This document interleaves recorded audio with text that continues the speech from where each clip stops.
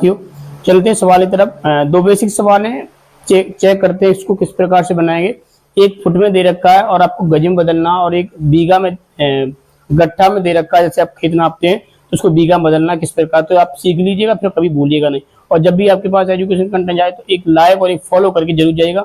इससे हम आप हो सकता है कि आपको पता है कि हमें ये चीजें जानकारी है तो क्यों हम फालतू में इनको लाइक दें या फॉलो करें, लेकिन हो सकता है इससे मुझे मोटिवेट मिलेगा और आने वाला जो भी विद्यार्थी होगा जिससे चीज नहीं आती होगी वो इससे कुछ ना कुछ सीख लेगा। तो चलते हैं। तो आपसे एक रिक्वेस्ट है कि आप फॉलो करके जरूर जाइएगा। तो आपका बेशक उससे प्रॉफिट ना हो, लेकिन हमारा प्रॉफिट और आने वाले बच्चों का जो भी बच्चा सीखेगा जिसे नहीं आता होगा उसका प्रॉफिट तय है। चलो बनाते सवाल कैसे क्या है।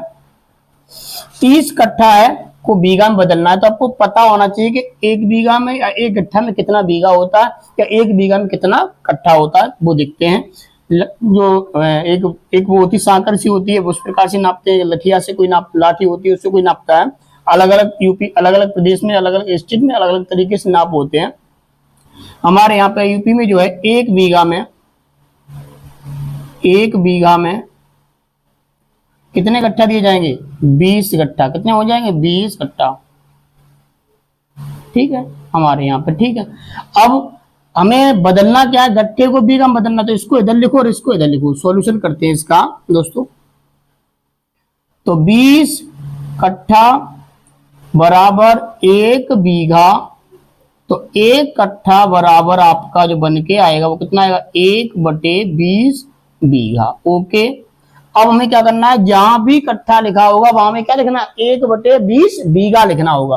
तो 30 रहे मेरे पास, 30 गुणा और क्या कट्ठा, यानी कि 1 कट्ठा बराबर 30 गुणा, क्योंकि 30 एक 29 और कट्ठा बच जाएगा बेटा आपका 30। 1 कट्ठा की वैल्यू कितनी है? 1/20 बीघा। मैंने आपको समझा दी कैसे हुई आपकी। चलो, 0 से 0 कटेगा, 2 का भाग 2, 3 2 1 2 बच्ची कितनी आपकी? 1 पॉइंट लगाओ, कितना हो गया? 10 2 पंचे 10, यानी 1.5 बीघा आपका बन गया 30 गट्ठा में। वैसे भी 40 होते हैं तो आपका 2 हो जाता, 40 नहीं आधे हैं, 30 है तो 1.5 हो गया। ये आपका आंसर जो है आपका आ गया है। तो आप लोग इस आंसर के लिए कम से कम एक लाइक, और किसी दूसरे भाई के काम आए वीडियो उसके लिए और हमारे लिए एक लाइक और एक फॉलो अवश्य करें। बनाते क्वेश्चन नंबर 2। 33 फुट को गज में बदलना, तो आपको पता होना चाहिए कि एक गज में कितना फुट होता है।